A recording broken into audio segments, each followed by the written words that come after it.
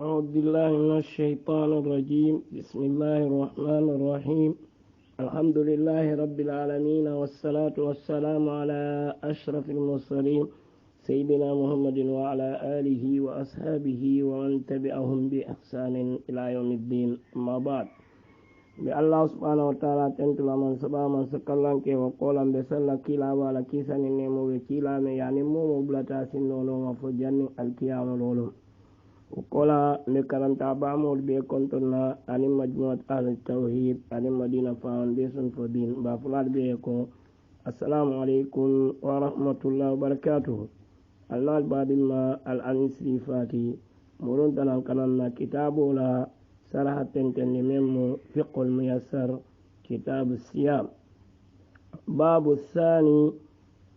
في أعذار المبيهة للفطر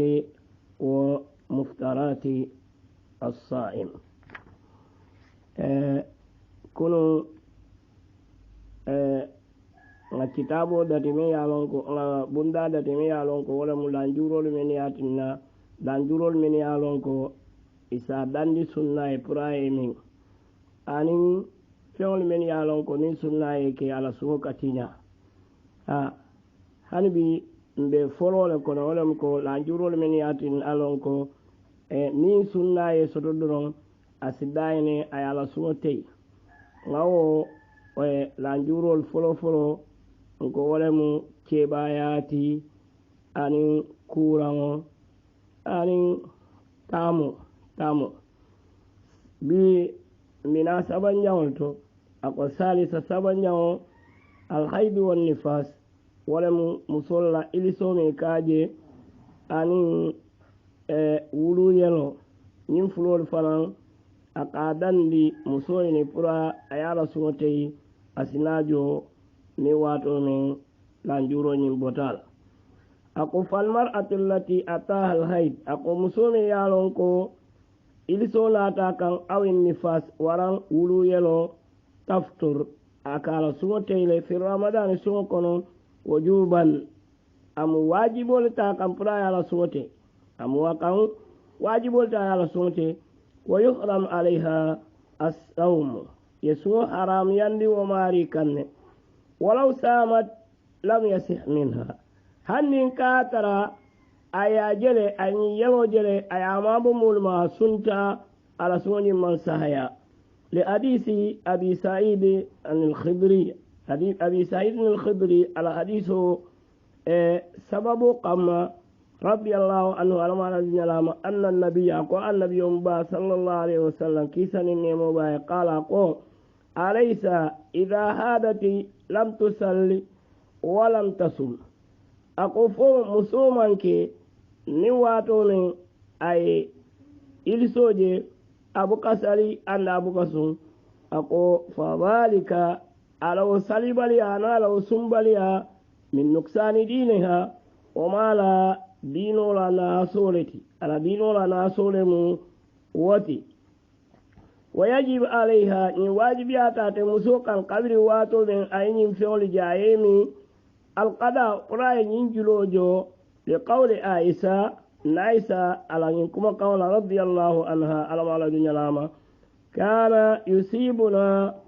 ذلك فنؤمر بالقضاء السوم ولا نؤمر بقضاء صلاة.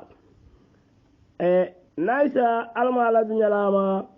ako iliso kan sotondile ani wulu yelo eka yamari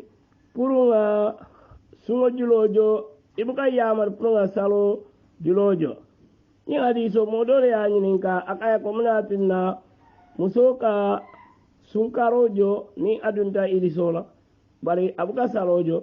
na isa kaya ko kunna yusibuna dhalik akaya kon tartale wa kansoto kilala jamano fanu umar eka yamari بقضاء السوم فرنا سوجو ولا نؤمر بري بكاي امري بقضاء الصلاه فركا صلو نينجو لنا لي حكمه جمال لفوتو لكن ادين كيران تنجان دياجي اكو الرابع نانينجو بايري اي لانجورول فولو اكو لن كورا تانين كيبايا فلانجو اكو لن تامودي سبانيا اكو لن نيمويو ايدي سوسو تو walan abe wulu yelo kono ñiŋ moolu a daata yene ye la suŋo teyi ñante la suŋo teyi la le niŋ lanjuro ñiŋ bota isina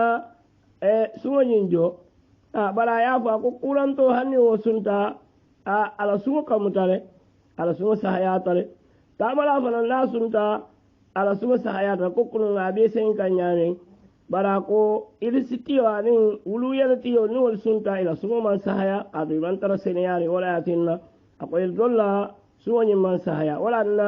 meŋ waajibiyaate ka wo lemu yee miŋ niŋ sunkaroo tambita ye a jo a ko arrabi naaniŋ jaŋo al'amnu warriba lanjuroolu meŋ sa tinna no moo ye miŋ sunkaroo kono naaniŋ jaŋo wo lemu niŋ konoo baa la waranto a be suusundiroo la a ko almar'at ida kanat hamilan a ko musoo naa tara konoo le baa la aw murdi'an wara a be suusundiroo la wa khafat ala nafsiha a silanta faŋo kaŋ aw waladiha waraŋ a silanta diŋo kaŋ bisababi sawmi suŋo sababoo kamma jaza laha alfitr sayin a daata ne pour a ye miŋ a ye a la suŋo te lima rawahu anas radiallahu anhu a ko feŋo kaŋ anas ye hadisoo meŋ fiilaŋ ye qala anas ko qala rasulullahi sallallahu alayhi wa sallam ala la kiilaba kisani nemo ba ya ko inna allah ala de wada a yanfatale anil musafir tamalaye satru salat ala salo talante a yanfata walem ko ay salo qisare aya tala wa sawmu anin sumo wa anil hubla a yanfata muskonoma fanayne wal murdi anin susundirla as-sawmu pour yesun wa taqdi alhamil ako konoma asi joro ke wal murdi'a ani susundirla makana al ayyami allati aftarataha imofulo ye tilolu men konto min isi wo tilolu jo suwañin kola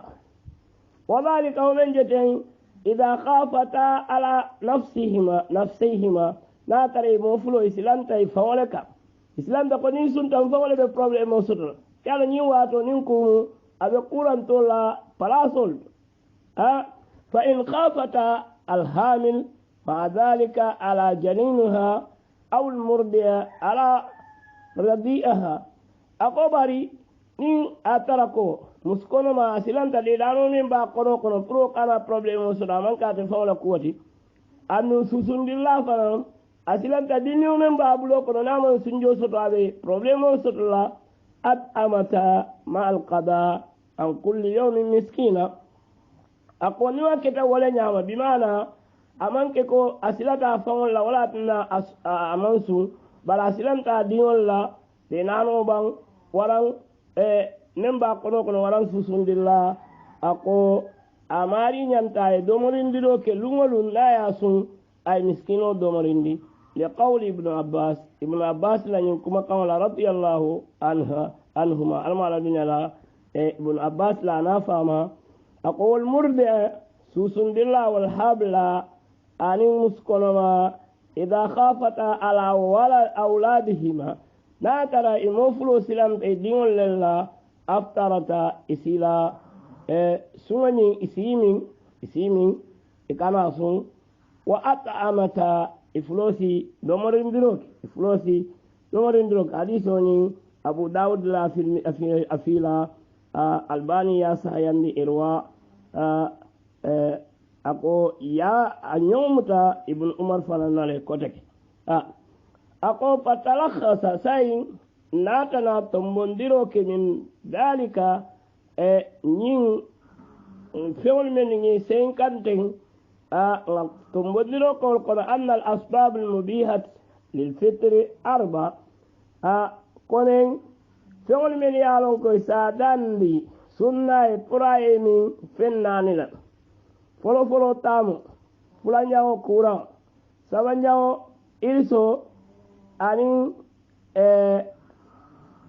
wulu yelo anin kasila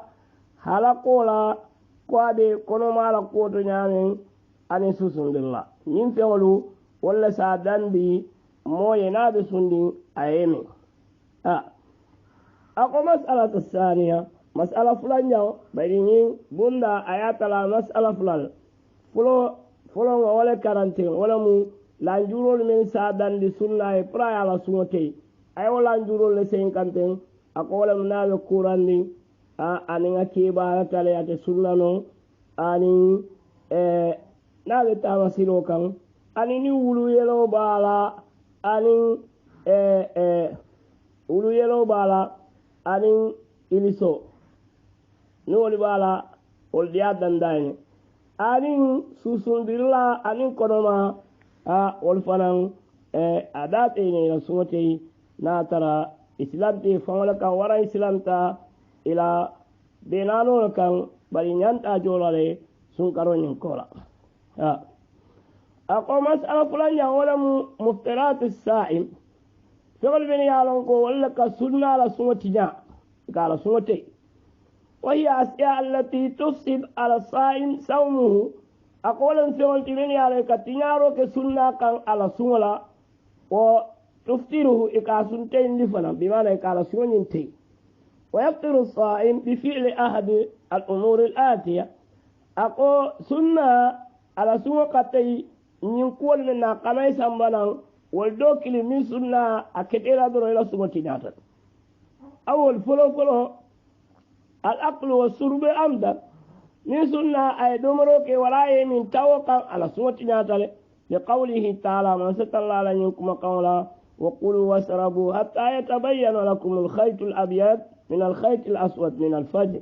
على قال دمروك اليمين هنفو جلبورا كويو أي كويا لما قبو جلبورا فيكتو ولم كيلا يا فسري كو ولم سبالا suto la diboni banto la fano way ko yalma fajiro wato la min al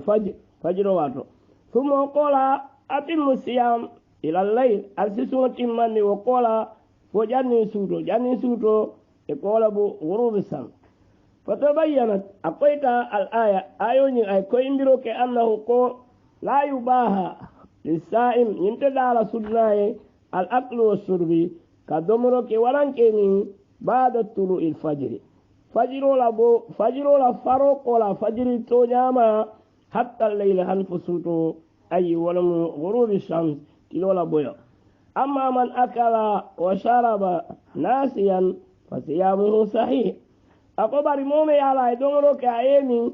بلا ينتلي أمن كتاو كانت ينتلي ولا سوى صحياتلي ويجب عليه الإمساك بل واجب يتاكا أي فمتا إذا تذكر نواتنا هكلو بلتا أو ذكر وريا هكلو بلندي أنه سائم كافكو أتبه سندين لقوله صلى الله عليه وسلم على الكلابة كيسان النمو بايالا ينكما كنكاكو من نسي مؤمن ينتا وهو سائم أتبه سندين فأقل يدمروك أو شرب ولا يمين فليتم صومه أسار سونين تماندي فإنما أطعمه الله wa asqahu ako kumo menti ala wala do morindi ayamindi ala suma mante asala suma nyin timmandi ni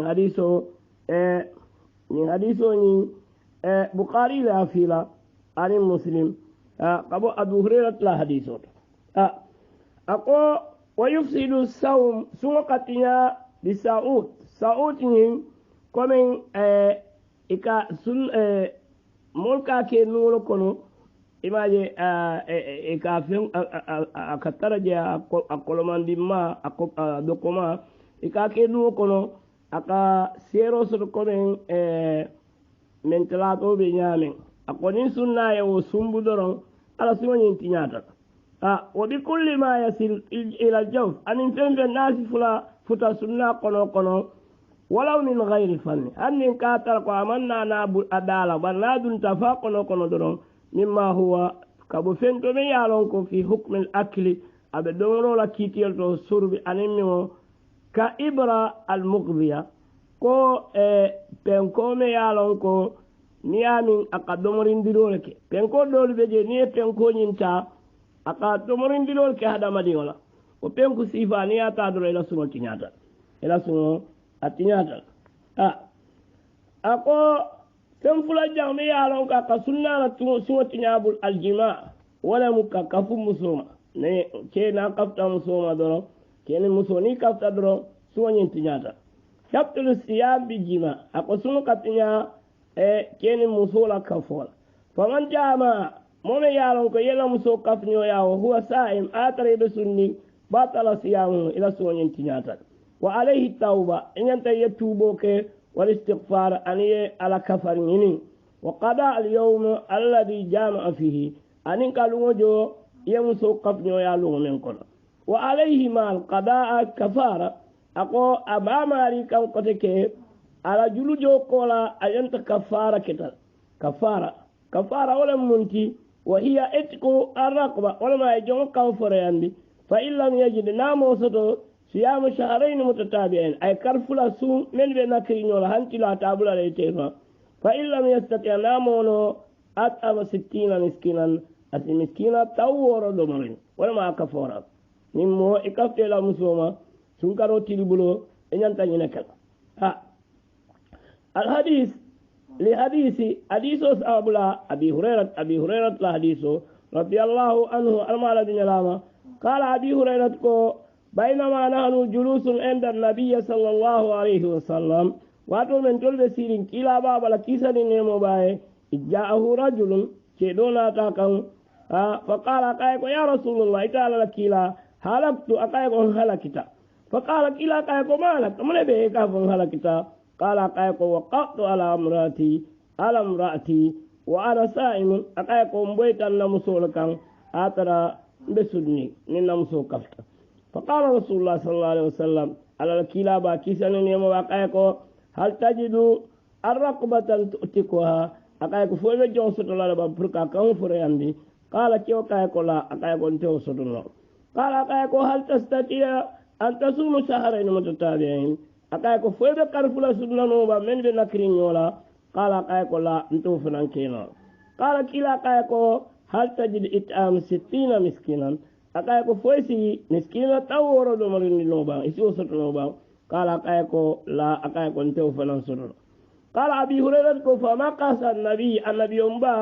أنا تسوتي فبينما نحن على ذلك واتو من بو الهالو نياما أتي النبي صلى الله عليه وسلم بإرق فيه تمر إناتا سنسيو سنبا النبي يومو إنامي يالون كتامري باقونو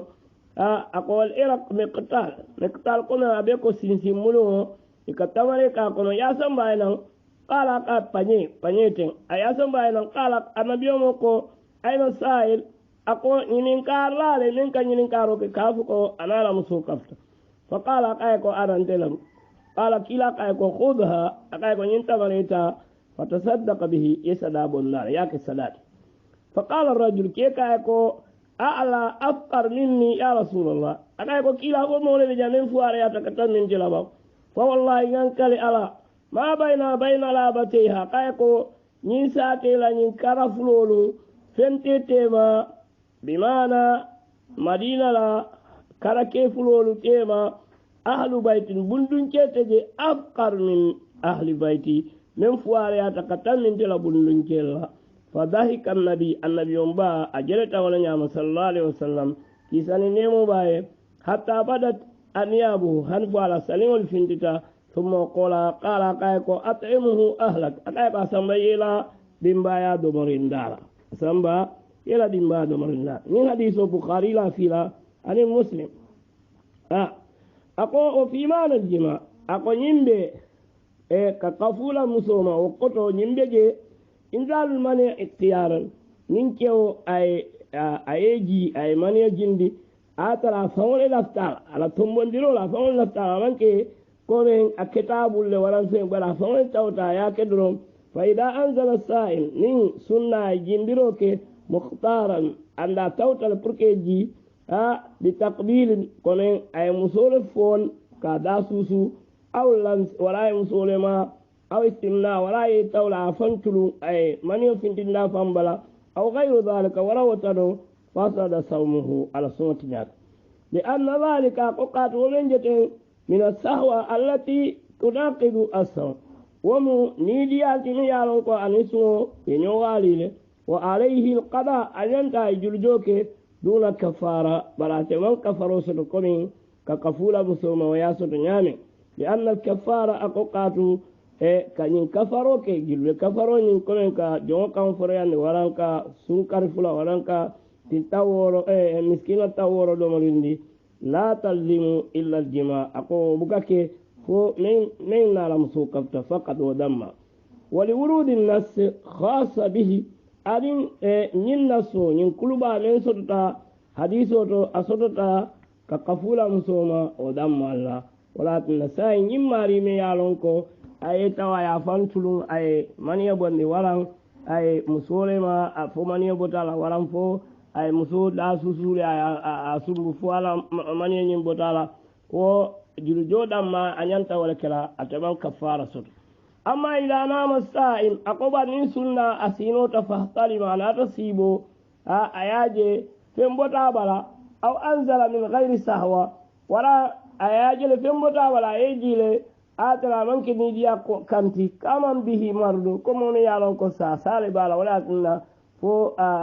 akeji فلا يبطل صيامه وما لي لسوة كنيالا لأنه كاتو ومن آياكت لا اختيار له في ذلك أما تنبندر ستوتو بمانا وكتلا من كالا بيانيو كمتي ولا يقلنا أقول لانجور سبانيو فين سبانيو من كسنة لسوة فلو بلو أقول دمروني ميو أبدوتو ككفولا مسو سبانيو تقوي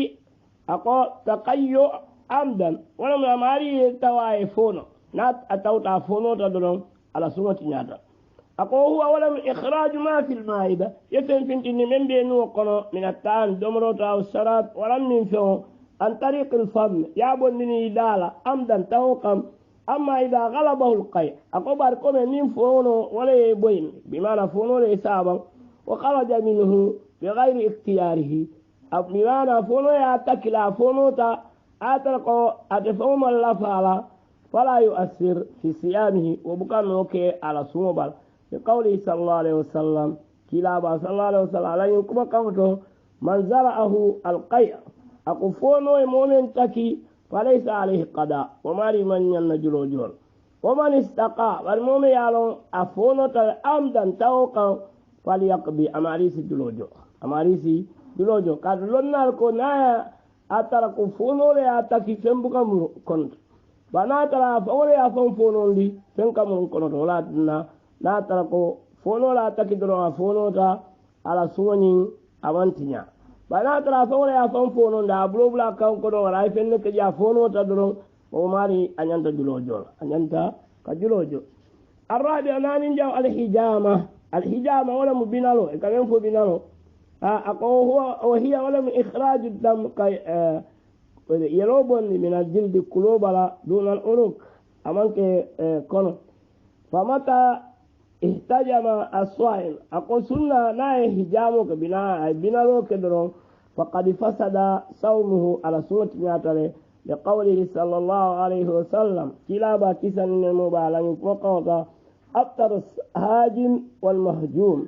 أقول بنا لولا على سوى تيتال أن يبنوا له فلا سوى تيتال وقال يفسد صوم الهاجم أيضا أقول إنك سوى بنوا له فلا سوى كتنيا ولا نياما كتك إلا إذا هجمه بالآلات المنفصلة أقول فنا ياكي جورا ولا من على إيمان ترابلا ولم يحتج إلى مس الدم ساي أمان سوى براي يلوسوسو فإنه أقوم ماري والله أعلم على لا يعلم لا يفتر ولا سنة تنهار أقول في معنى الهجام أقول نيمبي بنالولا كتوتو إخراج الدم بالفصل ولم كا يلوتا كا بوندي نين كا دلاسو كا يلو بوندي جي وإخراج من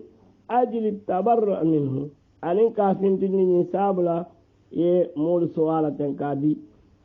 أما خروج الدم بالجرح أقبل ني يلو فين تيبلا يا تري برا مثلا ولا يلو بوندي بلا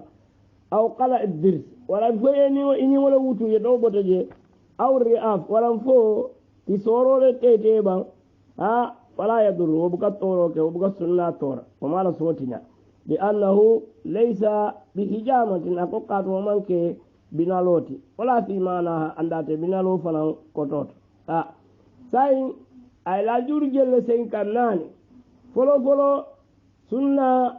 ناترا دومرو كي أي من تاوكا على سنة فلان جاو سنة نا على مسو كفنو يا تاوكا على سنة سبا جاو ولا مكو سنة ناي itawa fono ta doron ala sunoti nyata nani njawo wala mu in sunna binaloke ala sunoti nyata lulu njawo wala mu khuruju damul haid wan nifas wala mu ni wulu yero finti tabala wala fay ilisoke doron ako fa mata ra'at al mar'at damul haid aw an nifas aftarat ako muso ni wato ne anyaye ilisoje wala fo ay wulu yero je doron ala sunoti على سنتين ووجب عليها القضاء أن ينتهوا لون جولة لون عناين كل جاكنا لقوله صلى الله عليه وسلم على التلابة كسن النمو باي على ينكم قولا في المرأة مصول قوة أليس إذا هادت فمسو أمانكنا واتوني أي إلسوجي لم تسل أبو كسلي ولم تصم أبو كسو أقول ورنجا أنية الفطر مولا ينغان يقول إبيرا سمتيلا ينغان يقول انتبه لا يسمتيلا أقول فمنا والفطر مولا يسنتيو غانيا قبل وقت الإفطار جني سنتي واتو كسي وهو سائم ياتلا بسني باطل صومه على سنة نياتا وإن لم يتناول مفطرا هنا من سنتي لن فإنكا داكنا على سنة نياتا فإن النية كاغنانيو أحضر ركني الصيام ولم سولا تنكو فلولو دو كلينتي فإذا نقضها لا يرى غنيو تنيادرون قاصدا آترا كيركيرتني كما الفطر بركال سمكي ومتعمدا له أن لا توتلا يوكدرون انتقد صيامه على سنة بيتنا رسلا ولم لانجور ومن جو ننسل الله غني يقول من نسوة كيلا أقول من فنو على سنة أقول سابعا woro lanjao arrid wala muka murti ka finti muslimi yaqol niyo kadoro ila suwati nyato le ako qatu woni alabatu iwali tay mankini wali qawlihi ta'ala ni ala kuma qawla la in asrakta la yahbatanna amaluka ala ko kila wa sallallahu alaihi wasallam ni fulaqa funti ala madron ila baro be tinyata insha Allah bulla fulan jaw dan tajanne وصلى الله على نبينا محمد وسلم تسليما كثيرا